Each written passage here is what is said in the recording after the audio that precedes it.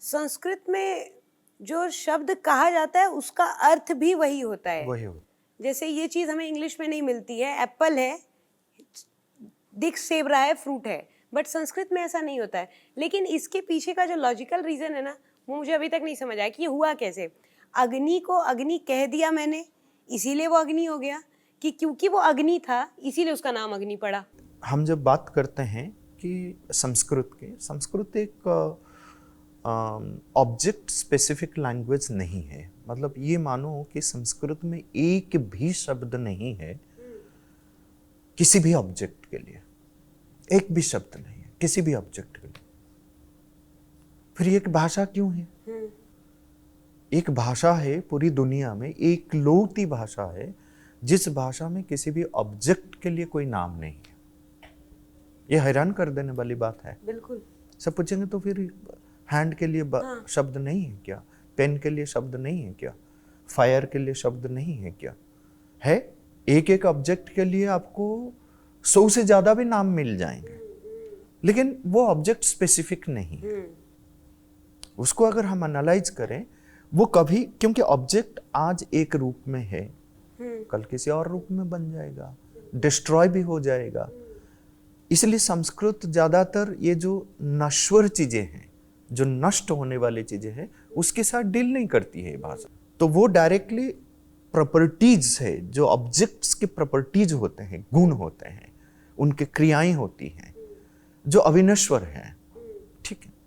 तो पेन का काम है लिखना, तो वो लिखना, ये जो उसका गुण है, उस पर शब्द बनाती है लेखनी, क्योंकि वो लिखती है। अगर कोई और चीज भी लिखता है, लिखने का काम करता है, उसको भी आप लेखनी के नाम से बोल सकते हैं। ठीक है। जैसे हम टोंग को क्लीन करते हैं, जो लिख धातु है, लिख धातु का मतलब ये नहीं है कि लिखना। लिख धातु का असली अर्थ जो है, मूल अर्थ जो है, स्क्रैप करना। अच्छा। ठीक है। क्योंकि पहले क्या होता था कि जो लोहे में बनता था, उसको ऐसे ऐसे करके वो लिखते थे, या पत्थर में लिखते थे, खुद स्क्रैप करते थे। तो इसलिए जब हम टोंग क्लीनर के लिए कोई शब्द बनाए, तो जिह्वा, टोंग हो गया, जिह्वा लेखनी। जिह्वा लेखनी का मतलब ये नहीं कि जीभ पर जो लिखती है, उसको जो स्क्रैप करती है, साफ कर देती है। तो ये शब्द बनाने की जो प्रक्रिया है संस्कृत में, बहुत ही अद्भुत है। और ये क्या करता है, जैसे हम विज्ञान बोलते हैं, विज्ञान में आपको समझना पड़ता है, संस्कृत भाषा ही हमको विज्ञान से जोड़ देता है। विज्ञान को अलग से एक सब्जेक्ट के रूप में पढ़ना भी कभी कभी आवश्यक इतना नहीं पड़ता है। पहले हमारी एजुकेशन सिस्टम ऐसे ही थे। तो हर चीज, जैसे हम पत्रम कहते हैं या वृक्ष कहते हैं, एक पेड़ के लिए कितने सारे नाम होंगे। अब देखो, पानी के लिए 200 से ज्यादा नाम है। अंग्रेजी में एक ही वर्ड है, वाटर। अगर वाटर के प्रॉपर्टीज को आप देखोगे, 200 नाम है संस्कृत में। आप अगर किसी भी अंग्रेजी क्लास में ये पूछ लिया कि इसको हैंड क्यों कहते हैं सर, चुप बैठो, ऐसे सवाल मत करना, क्योंकि इस सवाल का कोई जवाब नहीं मिल सकता है। Right. You have no right to ask this question. तो संस्कृत की स्वतंत्रता की भाषा है, फ्रीडम की लैंग्वेज है। जितना फ्रीडम इस भाषा में है, किसी भाषा में नहीं है। पहला फ्रीडम तो है, यू कैन आस्क व्हाई, जो कि किसी भाषा आपको अलाउ नहीं करेगा। इसीलिए इसे देववाणी कहते हैं। मैं श्री अरविंदो आश्रम से आता हूँ, जहाँ पे श्री अरविंदो के स्पिरिचुअल कोलैबोरेटर जो थे, जिसको हम द मदर बोलते हैं, जब ऑरोविल को बनने का था, ऑरोविल एक टाउनशिप है, इंटरनेशनल टाउनशिप है, ऑरोविल के चार्टर में ये डिवाइन वर्ड आया है। ठीक है, कि we are the servitor of the divine, हम डिवाइन के सेवक हैं। ठीक है, उनकी काम के लिए हम, ये जो परिकल्पना है, योजना है, ये टाउनशिप का मतलब ये था कि हम दुनिया भर के जितने भी देश है, सारे देश के लोगों को यहाँ पे बुलाया जाए। हर देश के मिट्टी लेकर लोग आए, प्रतिनिधि यहाँ पे आए, तो वो जो कुंड है, वो कुंड में वो मिट्टी को भरना है। इसमें एक कंट्री ने मना कर दिया भाग लेने के लिए। वो कंट्री था रशिया, क्योंकि वो कम्युनिस्ट कंट्री था, उसको प्रॉब्लम था वो ये वर्ड डिवाइन से। तो माताजी ने एक साधक को वहाँ से चुना कि आपको जाना है रशियन एम्बेसी और वहाँ पे बात करना है उनसे। बोले माताजी मैं क्या बात करूँ, उनको तो प्रॉब्लम डिवाइन वर्ड से है, वो तो चाहते हैं कि ये वर्ड आप हटा दीजिए फिर हो जाएगा काम। माताजी ने बोला कि ये वर्ड में प्रॉब्लम क्या है, तुम जाके बात करो। बोले मैं क्या बात करूं?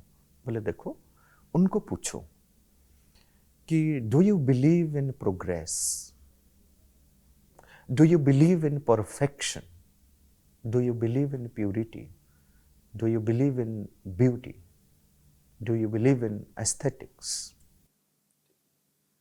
जिसको हम प्यूरिटी कहते हैं, सिंसियरिटी कहते हैं, परफेक्शन कहते हैं, प्रोग्रेस कहते हैं, ब्यूटी कहते हैं, हार्मोनी कहते हैं।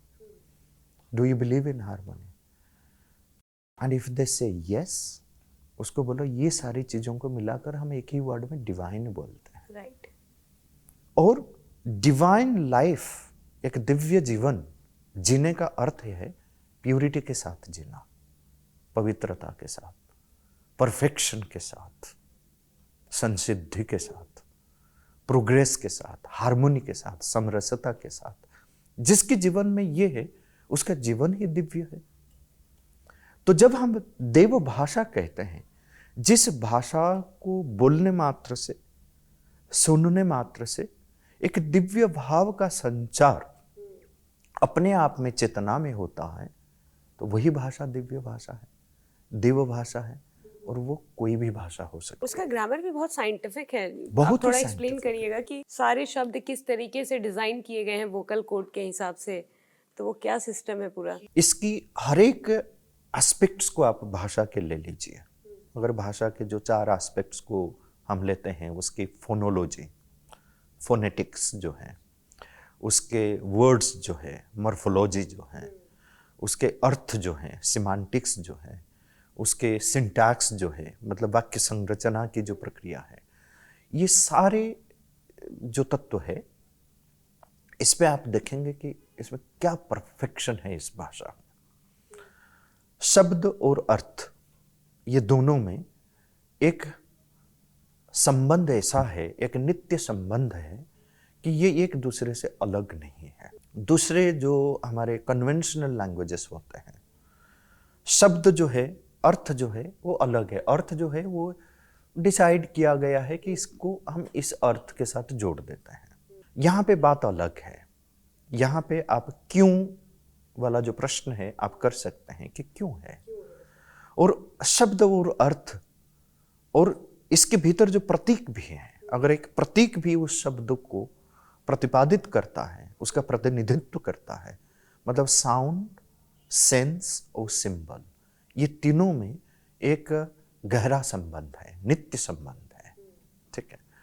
साउंड, सेंस, सिंबल ये अलग अलग नहीं है, आर्बिट्ररी भी नहीं है। ठीक है।